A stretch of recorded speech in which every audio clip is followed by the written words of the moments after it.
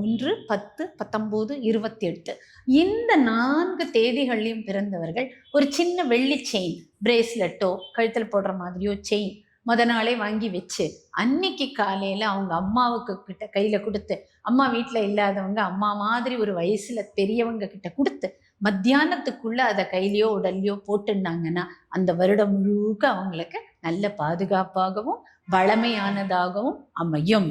இது 1ஆம் தேதி பிறந்தவர்களுக்கு. டேட் ஆஃப் பர்த் சார்ந்து சில விஷயங்களை ஜனவரி 1ஆம் தேதியோ ஆர் 31ஆம் தேதி, டிசம்பர் 31ஆம் தேதி பண்ணறதுக்கு சில விஷயம் கொண்டு வந்திருக்கேன்.